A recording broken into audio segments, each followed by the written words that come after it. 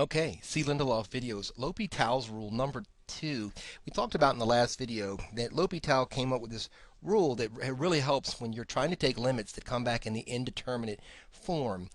Remember, the indeterminate form would be something like 0 over 0 or infinity over infinity or something of that like. There's 3 or 4 very specific cases. So when we see that, L'Hopital's rule says this. It says that if the limit of f of x as x goes to c is equal to 0, and the limit of g of x as x goes to that same c value equals 0, and the limit as x goes to that same c value of f prime of x over g prime of x is equal to L, then the limit as x goes to that same c value of f of x over g of x is this same L value here. Remember, these values have to be numbers, right?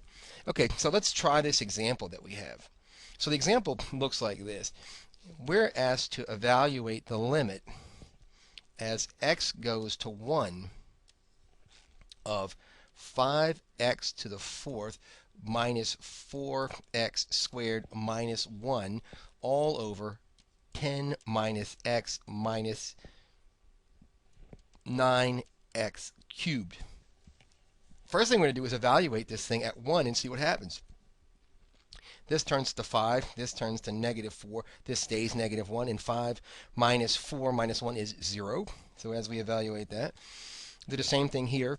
X is 1, so this turns to negative 1, this turns to negative 9, so we have 10 minus 1 minus 9 is also 0. Here we have this indeterminate form. The first thing I do, just to be plain about it, is when I see something in the indeterminate form, I see if there are any factors that work out cleanly. And I have to be honest with you, I don't see any factors here. So I'm going to use L'Hopital's rule.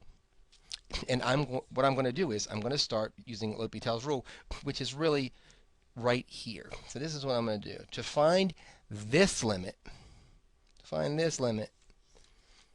I'm going to evaluate this one. So here we go. First thing I'm going to do is take a look and point out the fact that this is f of x at the top here, right? And this is g of x down here at the bottom. So L'Hopital says take the derivative of the top. So take the derivative of f of x. So we take the derivative here, it gives us 20x to the third, doesn't it? So 20x to the third at the top minus 8x, right? And the 0 goes away. And then I'm going to take the derivative of the bottom part, and that's g of x, right? So I'm going to take the derivative of g of x, and the derivative of g of x is negative 1 here, right? And negative 27x squared there, right? So now I'm just going to take a look at this, and I'm going to evaluate this to find this L value, which will give me this one. So I'm going to go ahead and evaluate that. I have 20x cubed minus 8x all over negative 1 minus 27. It should be x squared. Sorry, you guys.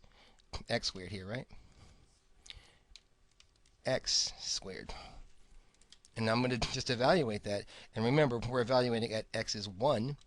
So that gives us 20 here. That gives us negative 8 here. That gives us 12, doesn't it? So 12. And that gives us here, this is 1, so that gives us negative 28. And if I simplify that, it gives us negative 3/7. So that means that the derivative of this whole thing is actually negative 3/7 as provided through L'Hopital's rule. If you're taking this on the exam, you're not going to be able to use your calculator. If this was a calculator question, it would be too easy. But because we are here, I'm going to show you that I did go ahead and evaluate that, and I took the limit as x goes to 1 of this whole thing, and it did come out correct. So I hope this is helpful. If you have any questions or comments, please let me know. And if you haven't already subscribed, please do. Appreciate it.